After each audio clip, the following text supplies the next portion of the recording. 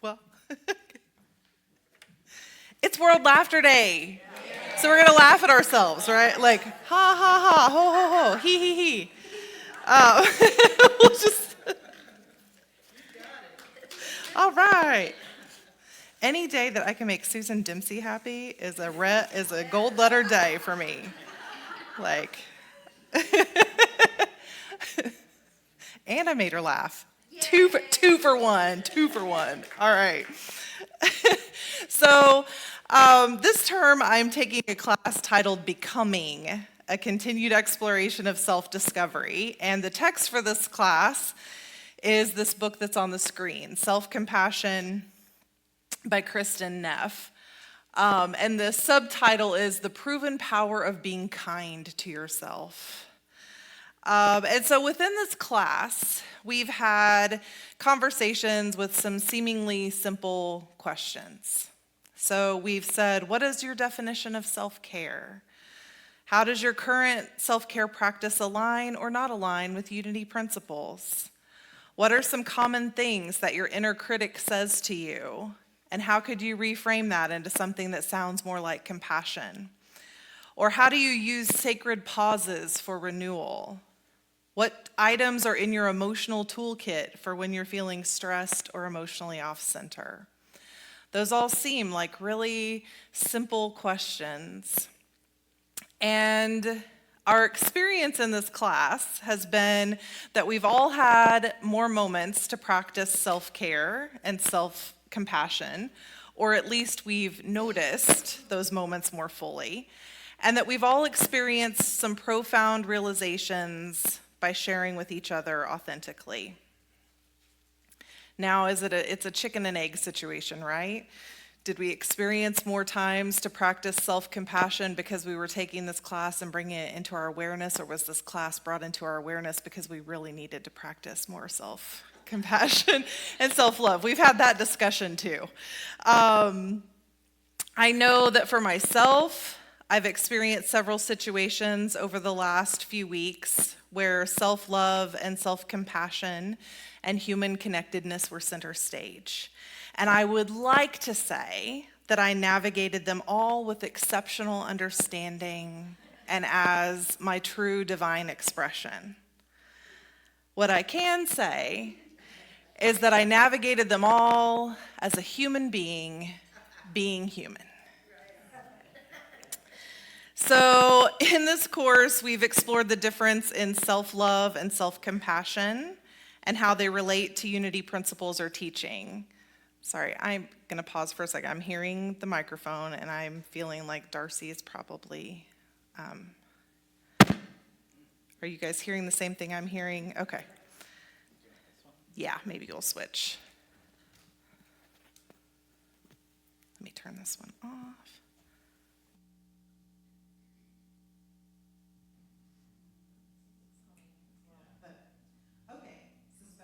Like not so crackly and okay. Darcy, let's give Darcy some appreciation. He does an amazing job back there. Sometimes this ear mic works beautifully and sometimes it has a little issue, and so it's just easier to switch today. So self-love, this is something we've talked about in these classes, is the difference between self-love, self-acceptance, and self-compassion. And so self-love is knowing the truth of who you are. In Unity teaching, self-love is rooted in truth with a capital T.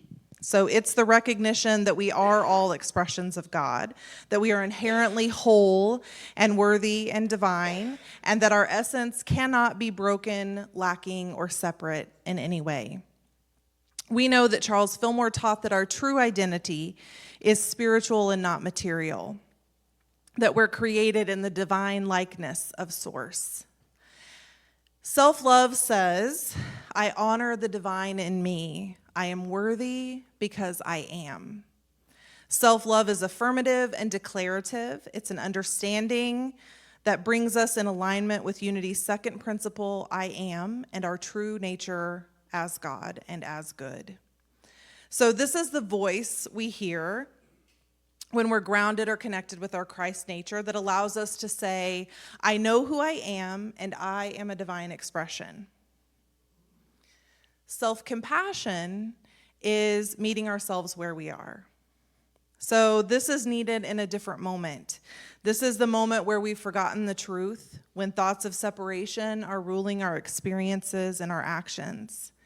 And Kristen Neff describes self-compassion as self-kindness instead of self-judgment, recognition of common humanity instead of isolation, and mindfulness instead of over-identification with pain. So looking from a unity lens, we might say that self-compassion isn't about declaring truth, it's about gently returning to it. Self-compassion says, even here, in this moment, I am still part of the one, and I am still held in divine love. So self-love could be described as the knowing, and self-compassion as the remembering. In one of my recent talks, we spoke about the ideas of anchors and how they work. And as we've been exploring this idea in class and I was thinking through this material, it really struck me that we could apply that here. So self-love is what the anchor is embedded to in the fixed point, right? It's the truth that doesn't change. It's the knowing that we are a divine expression. And self-compassion is that gentle realignment with the anchor that happens when the waves have shifted us slightly off course. And then we remember, oh yeah, we dropped an anchor over here. And we can gently come back to that anchor of our Christ nature and follow that connection back to center. So bringing it to practical application, self-love speaks from our spiritual awareness, and self-compassion responds to our human experience. Speaking from self-love, we might affirm, I am whole and complete. Speaking from self-compassion, we might acknowledge, it feels like struggle right now, and that's just part of my human journey. If we attempt to use self-love without self-compassion, it might feel performative. This is where we might find a thought like, I know the truth of who I am, so why am I feeling this way? Does anyone ever have that moment where you think, I've been in these unity teachings for a long time. Why am I having this struggle today? Why am I having this doubt? Humanness, right? You're a human being having this experience. And so when we add self-compassion, that's the part where the thought changes to, I know the truth of who I am, and I'm patient with myself as I remember. Which one feels better? Yeah, the second one, right? When we're offering ourselves that compassion. So a simple practice when we notice inner struggle is to begin with self-compassion, affirming, this is a human moment. I'm not alone in this. And then continue with the self-love statement, the truth of me is whole. I am still divine. I am always divine. By integrating both into our daily practices, we're less likely to bypass things or to get stuck. And when self-compassion reminds us that we are having a human moment, and we see it as that instead of a failure or an inadequacy or falling short, that's where it allows something to shift inside us. Instead of isolating ourselves in our experience, we begin to recognize what Neff calls common humanity. What we feel, others feel. Our struggles are similar to the struggles of others. We're reminded that this is a shared experience and not a private one. Unity teaches that there is one presence and one power. We are all expressions of the divine mind. Charles Fillmore said that we are God's idea of himself expressed. That is not to say that we're separate beings on this journey to try and connect with each other. We are individualized expressions of one being, one life, one presence. So when we practice that self-compassion, something profound can happen. When we stop treating ourselves as other, and when that illusion begins to fade within us, it begins to fade everywhere in our awareness.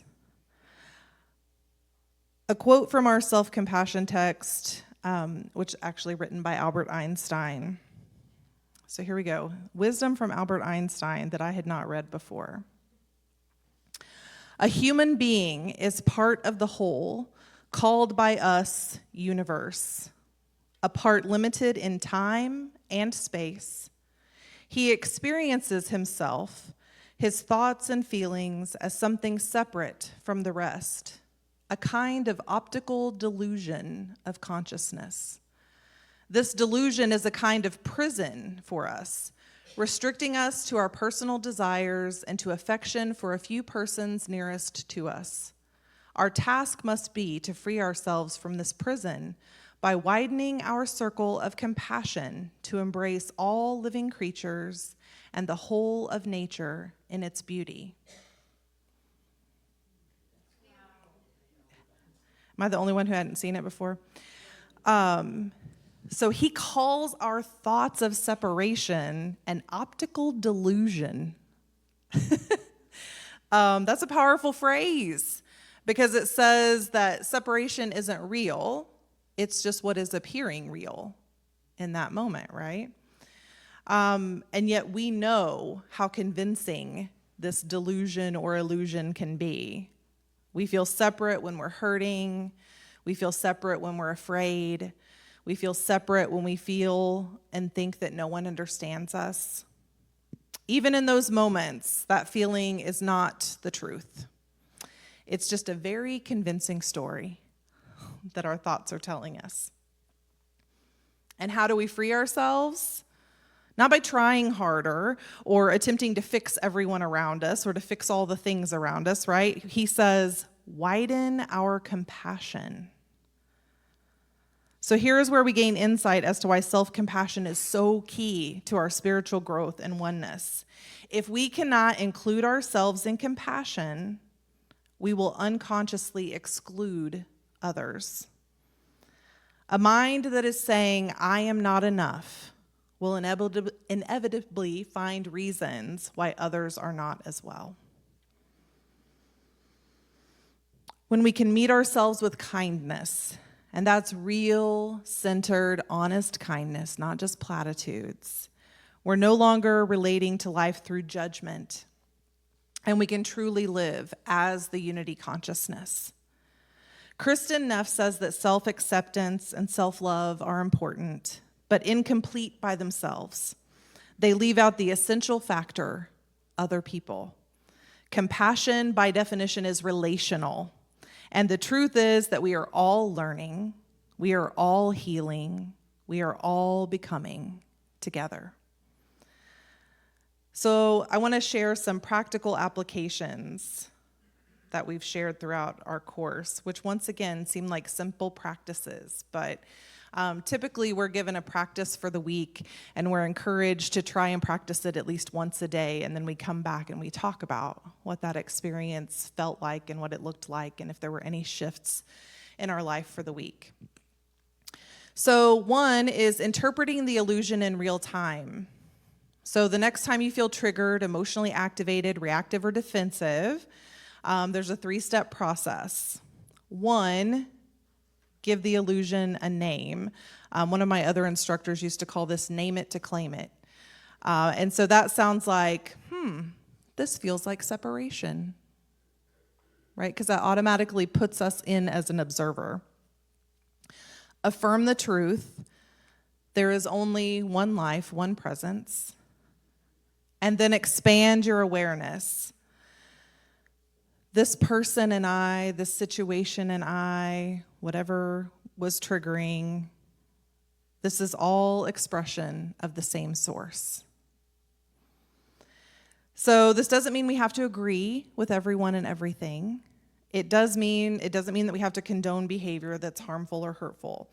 But it does mean that we refuse to let our consciousness collapse into the world of division, right? Because anything we are doing to collapse into that separation or to feed the illusion or delusion of separation is keeping us from that self-compassion and then expanding that compassion out into the world. And so when we can truly do this, it's a level of spiritual mastery. It's not avoidance or bypassing. It is bringing things into alignment with the truth of who we are. Another one is self-compassion as collective healing. And so this is, if you find yourself judging yourself harshly, you're reinforcing that illusion of separation. Because self-judgment says, I am uniquely flawed in some way. But self-compassion says, I'm participating in the human condition. I'm an individual expression. One of my instructors likes to use Reverend Johnny Coleman used to say, there is something radically right about you. And she loves to say that to us, especially if someone's sharing something particularly hard. She'll say, that's beautiful, thank you for sharing. And please don't forget, there's something radically right about you. So that shift matters, right, within ourselves when we can bring ourselves to self-compassion, because every time we meet ourselves with compassion, we're softening our belief in isolation, we're reinforcing connection with oneness, we're contributing to the healing of the collective field, and we're bringing that into our awareness and into our experience. In Unity terms, this is where I think, at being a student of Unity, there is such accountability for our thoughts and our actions and our feelings, right?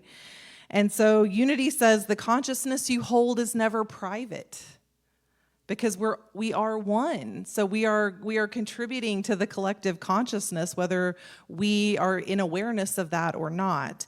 And so our inner kindness is not just personal, it's creative and expansive. It's giving others permission to extend that same kindness. It's expanding our ability to see others through the eyes of compassion. The third one is conscious compassion expansion. So if we look at what Einstein said, our task is to widen the circle of compassion. So this one is a little bit more of a challenge, and we've done something similar before, but it keeps coming up in all of the coursework, so perhaps it has been useful for some that have come before us. So you ask yourself, who's outside of my circle right now? Is it a political group, a family member, a difficult coworker, a neighbor, someone whose choices you just really don't understand? So what you do is you not intellectually, but spiritually, bring them into your awareness. So bring them into your awareness as a divine being, as a whole individualized creation or expression of the creation. And affirm they too are expressions of this one life. And you may not feel it immediately, and that's okay. Several of our sources say it in different ways, but essentially Unity teachings and coming to spiritual growth and self-awareness, it's not about forcing emotions, because if we're forcing it, there's resistance there, and it's not supporting us for our highest good, as well as it's not supporting the collective consciousness. But it's about aligning our consciousness, and when we can do that, when we can find a place where we can align our consciousness, that's the most powerful expression of compassion. And the last one is boundaries without separation. So oneness doesn't mean the absence of boundaries. Compassion is not compliance, and unity is not about being passive in everything. In fact, healthy boundaries can be expressions of truth. And so we just had a whole class where we talked about boundaries and everyone's experiences with boundaries. And the things that came out of that is because all life is sacred, including yours, then honoring your well-being is honoring the whole. And so if there is a boundary that is in alignment with your consciousness, that needs to be in place for your ultimate well-being, then it is also there for the well-being of the whole. The difference is where our boundaries are rooted and how we are expressing them to be the most effective. So a boundary rooted in fear is one that says, I must protect myself from you.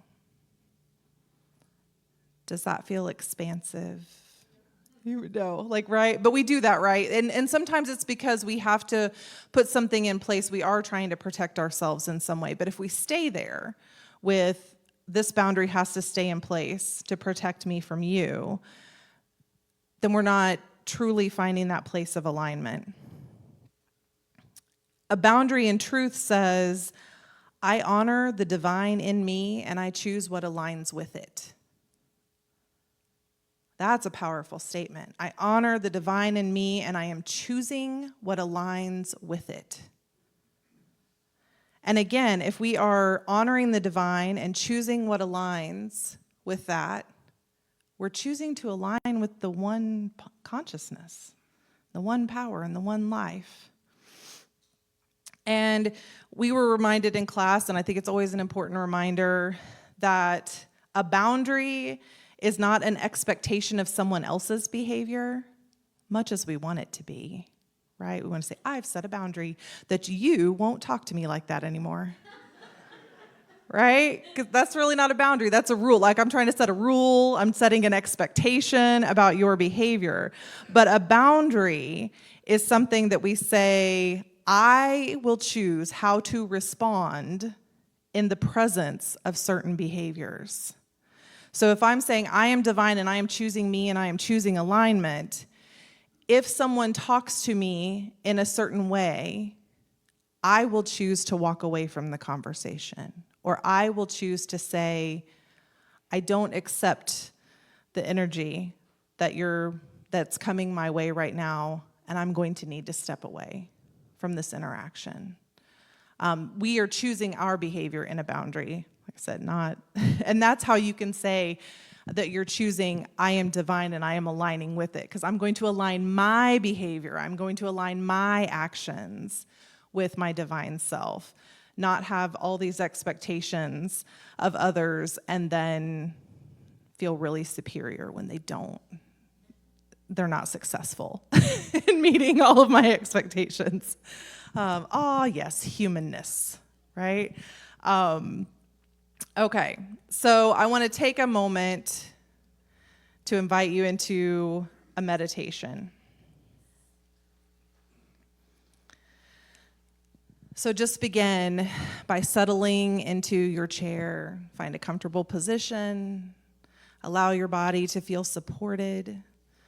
Allow your hands to relax and rest easily, your shoulders to soften. Take a slow, gentle breath in and release. Again, breathing in and letting go. There's no need to change anything. No need to become anything. Just arrive. Arrive with yourself and bring your awareness inward. Notice how you're feeling in this moment. Not how you should feel, just what is. If there's tension remaining, just notice it. If there's a heaviness in spirit, acknowledge it. If there's relaxation and ease, by all means, allow that too. Let this be a moment of honesty without judgment. And gently say within yourself, this is a moment of me being human.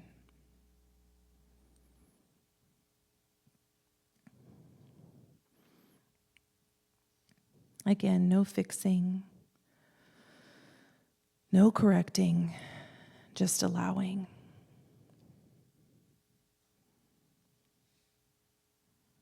Now bring your awareness to your heart space. Place a hand over your heart if it feels natural to do so. And as you breathe, imagine a gentle warmth building there, a quiet, steady presence.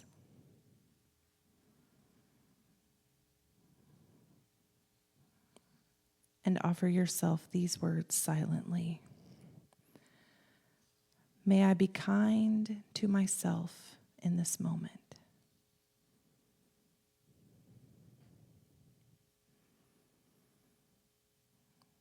May I meet myself with understanding.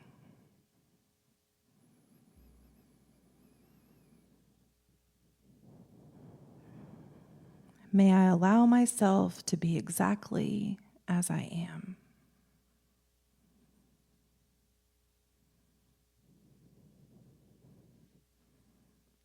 If resistance arises, that's okay. Just take note, include it. Nothing is outside of compassion. And now we begin to widen our awareness slightly. Recognize that whatever you're feeling right now, you're not the only one. There are so many of us here in this room right now feeling something similar. Let yourself sense that you are part of this shared human experience. And gently affirm, I am not alone. This too connects me to others.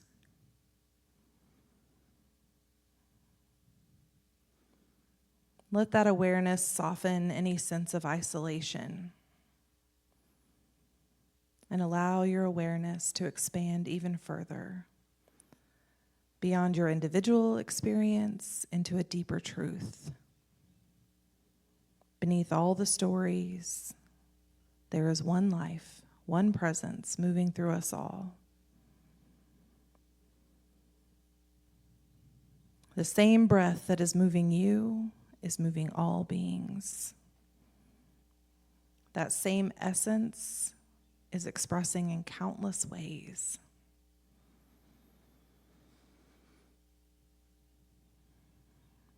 Rest in the awareness there is one life and I am part of it. We are all expressions of the one. Now let us rest here for a few moments, held in compassion, being presence in the silence.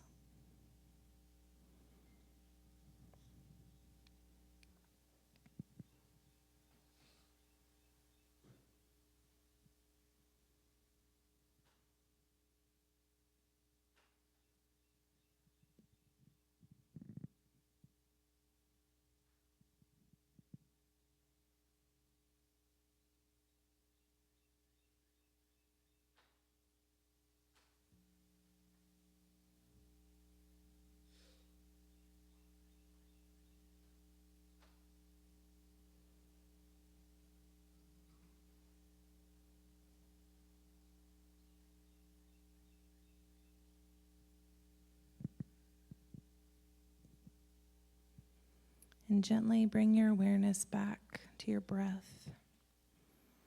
Feel the rise and fall of your chest. Notice your body supported and grounded.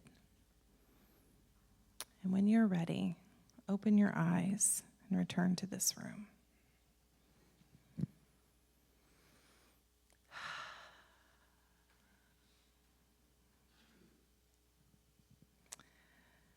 So, as I've participated in this self-discovery class and experienced recent situations where separation was influencing my thoughts and actions as well as others, it made me think about this Unity community. And that this church is more than just a place where we gather, right? This is a living expression of what becomes possible when we remember together. And when we choose to participate in that remembering with each other. When we remember that beneath our different stories, backgrounds, and experiences, there is one life moving through us all. When we release the need to prove, defend, or separate, we can affirm a deeper recognition that we belong to each other. And we choose to participate in this community as human beings having a spiritual experience in this human realm in a place called Springfield, Missouri, right, in this building. And we are all here to have this experience together. And if you believe that we pull into our experience what will bring us to our best and highest good, then every person sitting here in this room is a part of your story and a part of our story of rising the collective consciousness into our highest and best. And we can make compassion a practice in how we listen and how we show up and how we hold each other in moments of struggle. We can come as we are, humans still growing, still journeying. And in case you're wondering, this is my self-talk for the week. I'm just sharing it with you. Again, so it was a great week to have chosen to write a talk on self-compassion and human connectedness. So if we can learn to meet ourselves with greater kindness and extend that compassion outward, we can see it in every interaction, every relationship, and every life that we encounter.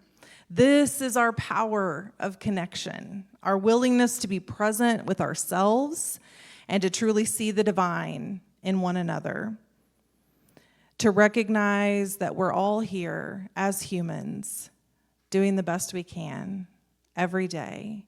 And we choose to be in this unity community because we choose to be part of this bigger whole, and that we all care deeply about how that expresses out into the world. And we don't always have to agree, but if we can always see each other as divine, we'll be just fine, right? Because we're all in this together. So let's end today with some affirming statements, some from the meditation. Together, may I be kind to myself in this moment. May I meet myself with understanding. May I allow myself to be exactly as I am. I am connected to all life. We are all expressions of the one. We belong to each other, and we're all in this together. Have a great week.